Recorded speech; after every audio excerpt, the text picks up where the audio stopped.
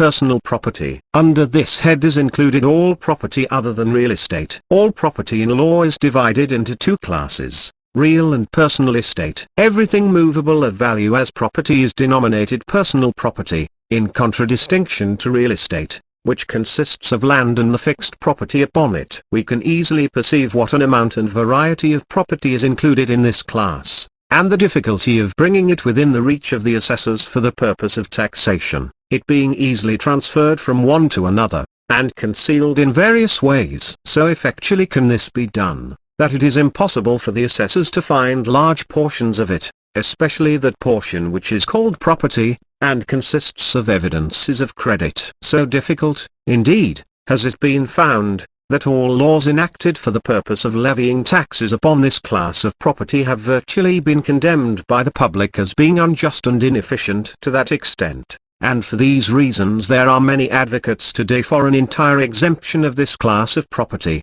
recommending instead, that real estate alone be taxed. It being tangible and fixed, it cannot be spirited away, always reliable, once assessed cannot fail of being collected. These advocates contend that real estate being that class of property which must be used by everyone, either directly or indirectly, that taxes assessed upon this property will diffuse and equate upon each taxpayer, according to each person's ability and means to pay. Thus the real estate owner is assessed upon the value of his estate. This amount he apportions out upon his tenants, they in turn shift it upon their customers. Here it reaches the consumer, it being no further diffusible. It is generally understood, that through this method of diffusion the consumer ultimately pays all taxes. That this is done equitably by the process named is not possible. All business must pay a living profit, or it cannot exist, which is self-evident. Therefore every item which adds to the cost must go to make up the selling price, in order that a living profit may be obtained. Consequently a man with small means will be obliged to pay the market price for all goods he buys, and we well know he often pays more through a want of credit. We see plainly by this, that all taxes diffused and equated upon goods through this process are placed out of proportion upon the man with small means. We admit that the taxes are diffused, but not equated or proportional according to each person's ability to pay. Yet we will always be obliged to submit to this process in a great measure, as it is a principle of business to add the taxes to the rents by property owners, and as this is purely a business transaction, it must regulate itself through competition, upon the principle of demand and supply. But we must be excused from accepting the theory of exempting personal property altogether, and assessing the whole of our local tax upon real estate alone, as the proper source of raising all taxes. Supposing, for instance, you owned real estate upon which there was a mortgage of 2/3 its value, and as this class of property only was taxed, the rate was $20 per thousand, and you were unable to rent it for a long time. This would be clearly taxing you unjustly, and would doubtless create exceeding hardship for you. In the instance given, you being a debtor made the hardship greater. Therefore, in framing a tax law, it is our duty to shield the debtor, and see to it that he has his rights. In all laws upon taxation which have been enacted heretofore, the debtor seems never to have had any rights which their legislator or capitalist were bound to respect. Therefore this theory of diffusing taxes, we believe, is not the best for the debtor. Under our present law, we have the full benefit of it, and we need not resort to the very doubtful experiment of exempting personal property for the purpose of testing it further. If we are able, under existing difficulties, to collect 30% of our entire tax from personal property, it is not, we believe, a hopeless undertaking to realize an equitable tax from this class of property. Should we exempt personal property, we would exempt many large property owners who would have little, if any, taxes to pay upon the process of taxing real estate only. Taxing real estate exclusively would change the market value of both real and personal property, to the great detriment of one and the increased value of the other. A single person, whose whole property consisted of state, county, and city bonds, to the amount of $500,000, would be benefited many thousand at once by the change. And then, again, what amount of diffused taxes would reach this man through the process of taxing real estate only? Not so much as would reach many men worth as many hundreds as this man thousands. The commissioners, in their report, say, we are obliged to take issue at the outset with the eminent authority which insists upon the tendency of all taxes to equate and diffuse themselves. Such a doctrine has some plausibility. In certain cases taxes will undoubtedly equalize and diffuse themselves, but as a uniform doctrine, it is condemned by facts, and justified by no sound economical theory. Instead of diffusing themselves, the tendency of taxes is to stay where they are laid. In other words, the tendency is that they must be paid by the actual person upon whom they are levied. No system of taxation will be acceptable to the people unless based upon the principle of each taxpayer's ability to pay the taxes assessed. Such a system as we believe will accomplish this we will attempt to explain, and its reasonableness. All persons having property in their possession, either own it in their own right, are indebted for it, or it is held for others. If a merchant is doing business for himself, he either owns the goods he has for sale free from encumbrance, or he is indebted for them. If indebted for them, they are subject to be levied upon an execution for the debt. Therefore, not is absolutely the condition of the property government need not take into consideration for the purpose of taxation. The property held is sufficient security for the taxes, and government may rightly enough assess the person having possession of the property, if the owner is not at hand, and give the person so assessed to lien upon the owner and property for reimbursement of taxes so paid. This principle holds good throughout all debt and credit accounts. A person does not hold absolute possession of property until he has paid for it, or, in other words, it is subject to be levied upon for debt and be sold under forced sale by law, no matter whether the debt was incurred by the purchase of the goods so levied upon or not. Therefore government has no right to tax a person for any more property than he is worth over and above his liabilities. How to ascertain the exact amount of each taxpayer's property over and above his liabilities would be a difficult undertaking, if government was obliged to do this in order to tax a person according to his ability to pay. But this is wholly unnecessary. All the property government has a right to tax consists of real estate, goods and chattels of every name and nature, excepting all book accounts or evidences of credits, which are not property, but liens upon property. These include all evidences of credits which have a lien, or the right of a lien, upon the tangible taxable property subject to the government's right to tax. That the debtor may pay taxes only upon that amount of property he holds in his own right, we ask government to give the debtor a lien upon the creditor for the tax upon the amount due him.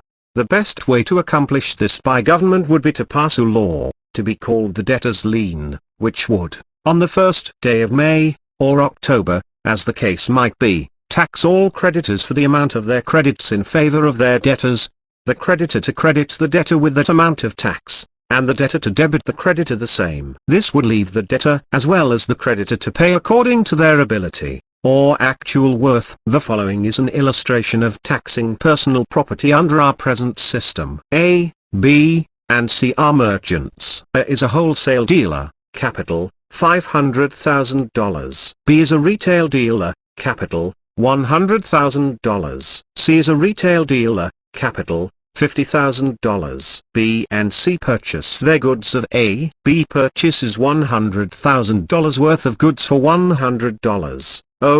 Cash. C purchases $100,000 worth of goods, pays cash $50,000, and gets credit for $50,000. It is clear that C has not the ability to pay taxes upon $100 worth of goods that B has, who had cash on hand to pay for his purchase. C, by the purchase, added nothing to his net capital. He is in debt for one half of his purchase, $50,000. Yet government, under the present law, taxes B and C for the same amount of capital, that is, $100,000 worth of merchandise each, on hand. C is worth neither more nor less than he was the day before the purchase, and had he been taxed that day he would have been taxed for his $50,000 cash in the bank. A had before the purchases of B and C, $500,000 worth of merchandise. He sold to B $100,000, to C, $100,000. For these sales he received $100 cash from B,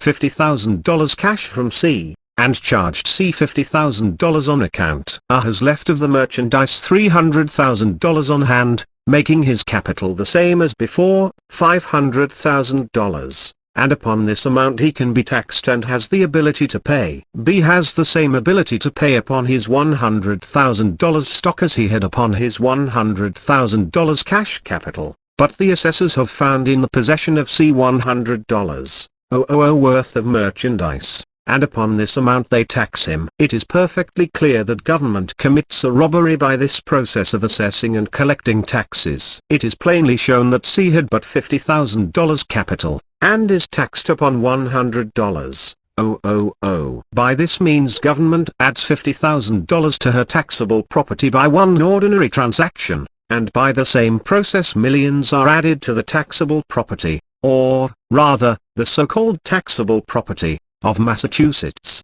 Boston taxpayers alone pay taxes upon millions of this fictitious capital yearly, robbed without a chance of escape, except through the medium of a false oath. Is it advisable for government to pass such laws of spoliation as will oblige its citizens to take a false oath in order to protect their own property? This law places the honest man at great disadvantage in life's competition. The honest man will not take a false oath unless forced to it for self-preservation. But, says the dishonest man, government undertakes to rob me. I will make it my business to be square with her, and immediately takes every advantage of government in his power. Although such men like an excuse, they will wrong government by concealing their property from the assessors at any time and under any circumstances. But this does not justify government in spoliation. And when it does resort to this, it is through the same source, and the citizen who conceals his property from the assessors manufactures the laws of spoliation. They are both one and the same. But when a wrong in law exists, and the principle proved to be unjust repeatedly, and still persisted in through adverse and selfish influences, we have the moral right of exercising one of the first laws of nature, self-protection. Yet it is unfortunate for a citizen to be forced into the position of taking a false oath in the necessity to protect himself from the law, while the law should be made to protect him. The law in regard to taxing personal property reads as follows: Personal estate shall, for the purpose of taxation, include goods, chattels, money, and effects, wherever they are, ships and vessels at home or abroad, money at interest, and other debts due the person, to be taxed more than they are indebted or pay interest for. Here is inserted a most singular clause, more than they are indebted or pay interest for. Here is the only offset allowed in the law of taxation, and a very cunning clause it is. Shylock was not half so astute as this same lawmaker. Supposing we write under this clause thus, which is the true meaning of the law, and is so enforced, as thousands can bear witness, and you who are so unfortunate as to have no debts due you that would offset yours, you shall pay taxes upon the debt which you owe. If the law had been written in the above words, it must have been enforced as it is today. It could have had no other import. Why was any debt allowed an offset, if all could not be? The exemption of these preferred debts has the diabolical effect to place upon these debts, which cannot be offset, a portion of their taxes. We have heard of preferred debts being allowed in settling the estate of an insolvent debtor, but to allow by law men of means and solvent debtors to place their taxes upon insolvent debtors, is beyond our comprehension. Perhaps it was a knowledge of such privileges against the insolvent debtor here which induced the lawmakers to give him a decent burial. This law is still in force for the benefit of financial operators and the manufacturers of fictitious accounts. The principle it pretends to advocate is the true and just one, namely, after deducting your debts from your assets to pay taxes upon the amount you are in possession of in your own right. But what does it really accomplish? Just this: if you were so fortunate as to have $100,000 worth of goods in your store, and you owed $25,000, and had $25 due you could offset one against the other, and pay taxes upon the $100,000 in your store, which is your net capital over and above your liabilities. But supposing you have in your store $100,000 worth of goods, and owed $50 to the wholesale dealer, and you were so unfortunate as to have no one in your debt, you would be taxed upon the $100,000 worth of goods, notwithstanding you were in debt for one half of it. Had you sold a part of the goods for cash, and this cash was in your possession, you would then have been taxed upon goods and cash, notwithstanding you owed every dollar of cash on hand. Consequently, According to this clause in the law, ability to pay was not taken into consideration. Many wholesale dealers who had large debit and credit accounts, it would benefit, but the retail merchant who sells for cash, it would be better by far if the law was not in existence. He might be in debt for 9/10 of his stock in trade and yet pay taxes upon the full amount. This is simply patronage upon one class of debts and spoliation upon the other, both equally deserving of patronage, and neither of spoliation. An example based upon the financial condition of the city of Boston, not to be exact in amounts, would, perhaps, place before us one as easily understood as any in illustrating the system of taxation we recommend, which will apply to every state, county, city, town, and person in the Union. We allow no offsets, and tax our creditors through the debtors' lien. This year, 1877, the assessed value of the city of Boston is $687 million. The city is a creditor to the amount of her sinking fund, $500,000. Her entire assets are $702,500,000. The city is a debtor to the amount of her debt, $43,500,000. The city's net capital, $659 million. The city first pays the taxes upon her assessed value, $687 million at $13.10 per $1,000. $8,999,700. The city would be, as a creditor, called upon, through the debtor's lien, to pay the taxes upon the sinking fund, $15,500,000 at $13.10 per $1,000. $203,050,702,500,000 assets. Tax, $9,202,750. The city would call upon her creditors, through the debtor's lien, for the taxes upon $43,500,000 her debt, at $13.10 per $1,000. $569,850,659 million.